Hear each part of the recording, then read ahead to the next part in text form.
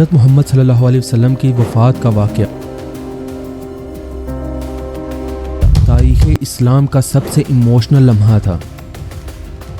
مدینہ کے لوگ غم، کنفیوژن اور فیئر کے اندر جا چکے تھے۔ وفات کے کچھ ہی عرصے کے بعد کچھ قبائل نے اسلام سے منہ موڑ لیا، کچھ قبائل نے زکوٰۃ دینے سے منع کر دیا، اور کچھ لوگ تو ایسے آئے جنہوں نے پیغمبر ہونے کا دعویٰ بھی کر دیا۔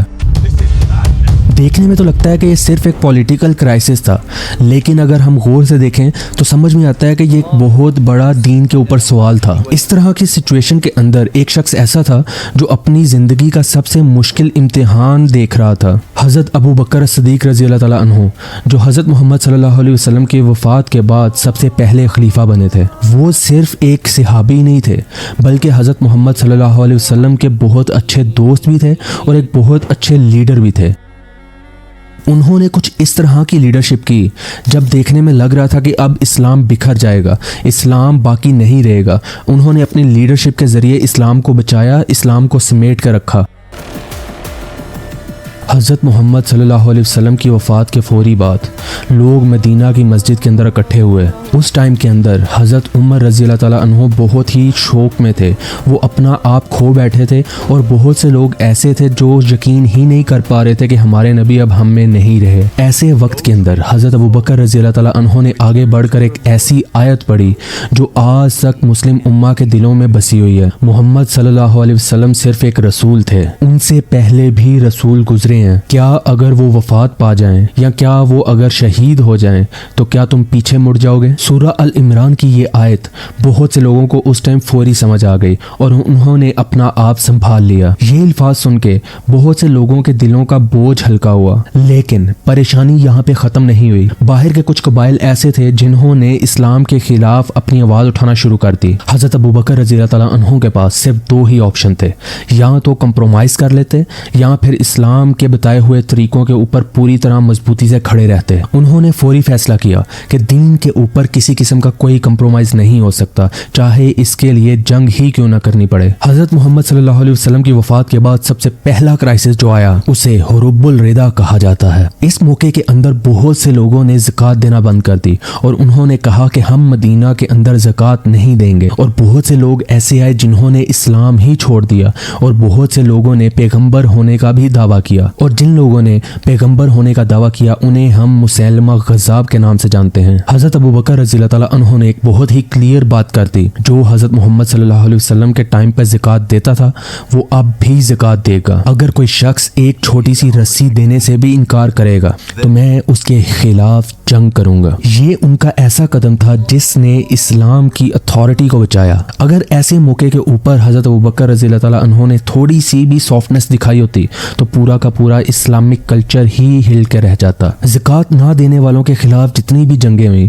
ان کے اندر سب سے جو مقابلہ دینے والی جنگ تھی، جو سب سے اسٹرانگ بیٹل تھی، وہ بیٹل آف یمامہ تھی، جہاں مسیلمہ کذاب کی بہت بڑی آرمی تھی۔ ابو بکر رضی اللہ تعالیٰ عنہ نے خالد بن ولید کو آرمی کا کمانڈر بنایا اور انہیں ایک کلیئر آرڈر دیا کہ جھوٹ کے ساتھ کسی قسم کا کوئی کمپرومائز نہیں ہوگا۔ اس جنگ کے اندر بہت ہی خون بہا تھا اور مسلمانوں کا ہی خون بہا تھا، اور بہت سے ایسے بھی شہید تھے، بہت سے ایسے بھی صحابہ تھے جو قرآن حفظ کر رہے تھے۔ جب بہت سے قرآن حافظ شہید ہوئے تو حضرت ابو بکر نے ایک اور فیصلہ لیا کہ قرآن کو ایک کتاب کی شکل میں لے کر آیا جائے تاکہ اللہ کا قرآن، اللہ کا کلام ہمیشہ کے لیے محفوظ رہ سکے۔ قرآن کو ایک کتاب کی شکل دینے کا جو ویژن تھا، جو سوچ تھی، وہ حضرت ابو بکر رضی اللہ تعالیٰ عنہ کی تھی، لیکن اصل میں قرآن کو پراپر کتاب کی شکل دینے والا حضرت عثمان تھے۔ اگر ہم ان سب چیزوں کو کمپائل کر کے دیکھیں تو حضرت ابو بکر رضی اللہ تعالیٰ عنہ نے نہ صرف اسلام کو بچایا، اسلام کے خلاف جانے والوں کے ساتھ جنگ کی، بلکہ ساتھ ہی ساتھ اسلام کے مستقبل کو بھی پروٹیکٹ کر لیا۔ حضرت ابو بکر رضی اللہ تعالیٰ عنہ کا لیڈرشپ سٹائل بہت ہی سمپل تھا، اور ان کا ایک بہت کلیئر کٹ بات تھی کہ اسلام کے معاملے میں، دین کے معاملے میں किसी किस्म का कोई कंप्रोमाइज नहीं देखा जाएगा। बहुत सी जंगें ऐसी भी आई जिसमें हजरत अबू बकर फ्रंट लाइन से नहीं लीड कर पाए, लेकिन उन्होंने अपने अफवाज को कुछ इस तरह से ट्रेन किया कि हर फौजी की हिम्मत हमेशा बुलंद रही। बहुत से मौके ऐसे भी आए जिसमें जंग के दौरान बहुत से लोगों को लगा कि आर्मी वीक है और उन्होंने हजरत अबू बकर को मशवरा दिया कि जंग को रोक दिया जाए या पोस्टपोन कर दिया जाए।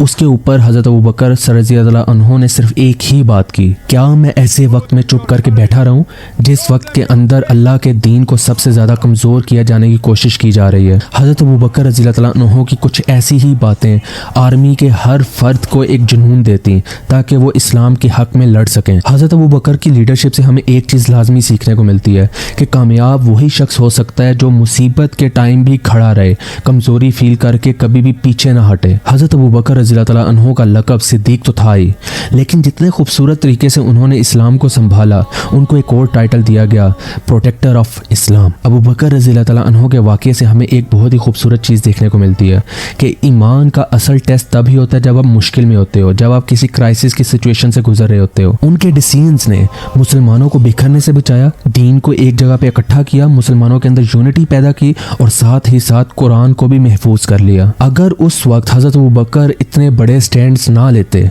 इतना खुल के सामने ना आते, तो शायद इस्लाम आज हमारे सामने किसी और शेप के अंदर होता। आजकल के मुस्लिम लीडर्स के लिए और इवन इंडिविजुअल पर्सन के लिए हजरत अबू बकर रज़ियल्लाहु अन्हु की ज़िंदगी एक बहुत ही खुला ब्लूप्रिंट है कि आखिर कैसे एक ट्रू लीडर चीज़ों को, सिचुएशंस को हैंडल करना जानता है। चाहे जितना भी प्रेशर हो, हर प्रेशर से, हर सिचुएशन से बहुत ही सोच समझ के निकला जा सकता है। अपने दीन को प्रोटेक्ट करना सिर्फ स्कॉलर्स का काम नहीं है, सिर्फ उलमा का काम नहीं है, ये हर एक इंसान की जिम्मेदारी है।